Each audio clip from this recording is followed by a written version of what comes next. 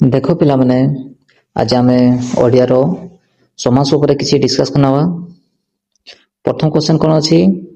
ରାଜା ପୁତ୍ର କେଉଁ ସମାସ? କୋଉ ସମାସ ହବ ତାହେଲେ କୁହ? ଦ୍ୱନ୍ଦ୍ୱ ସମାସ, କର୍ମଧାରୟ ସମାସ, ତତ୍ପୁରୁଷ ନା ବୈଭବ? କ'ଣଟା ହବ କୁହ? ରାଜପୁତ୍ର ମାନେ ରାଜଙ୍କର ପୁତ୍ର ହେଲା, ତାହେଲେ ସେଇଟା କ'ଣ ହବ? ସମ୍ବଦ୍ଧ ଥିବାରୁ ଏଇଟା କ'ଣ ହବ? ତତ୍ପୁରୁଷ ହେଲା। ଏଇଟା କ'ଣ ହବ ତାହେଲେ? ଏଇଟା ତତ୍ପୁରୁଷ। ଜାଣିପାରିଲ? ତାପରେ କ'ଣ ଅଛି? ମହାପୁରୁଷ କେଉଁ ସମାସ? ବହୁବ୍ରୀହି, କର୍ମଧାରୟ, ଦିଗୁ, ଉଭୟ। କ'ଣଟା ହବ ଲୋକ? ମହାନ ପୁରୁଷ, ମହାନ ଯୁକ୍ତ ପୁରୁଷ। ମହାନଟା କ'ଣ? ବିଶେଷଣ। ପୁରୁଷ କ'ଣ? ବିଶେଷ୍ୟ ନା ନାହିଁ? ତ ଏଇଟା କ'ଣ ହବ?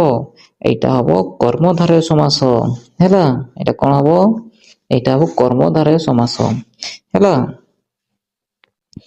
ଦେନ୍ କରିବା ଆମେ ଯଥାଶକ୍ତି। ଯଥାଶକ୍ତି କେଉଁ ସମାସ? ବହୁବ୍ରୀହି, ଅବୈଭବ, କର୍ମଧାରୟ ନା ଦ୍ୱନ୍ଦ୍ୱ? କ'ଣ ହବ? ଯଥାଶକ୍ତି କ'ଣ ହବ? ଅବୟ ଶବ୍ଦ ଥିବାରୁ, ମାନେ କି ଯଥା ଲାଗିଛି ନା ନାହିଁ, ସେଥିପାଇଁ ଏଇଟା କ'ଣ ହବ? ଅବୈଭାବ ସମାସ ହେଲା। ତାପରେ ଦେନ୍ ଦେଖିବା ନେକ୍ସଟ କ'ଣ ଅଛି? ଚତୁର୍ଭୁଜ କେଉଁ ସମାସ? ବହୁବ୍ରୀହି, କର୍ମଧାରୟ, ଦିଗୁ, ତତ୍ପୁରୁଷ। ଏଇଟା କ'ଣ ହବ ତାହେଲେ କୁହ? ହିଣ୍ଟସ କହିଦଉଛି। ଚାରିଭୁଜ ଯାହାର, ତାହେଲେ କ'ଣ ହବ କୁହ? କୋଉ ସମାସ? ଯାହାର ଲାଗିଛି, ଯାହାର ଚାରିଭୁଜ ଥାଏ ତାକୁ କ'ଣ କୁହାଯାଏ?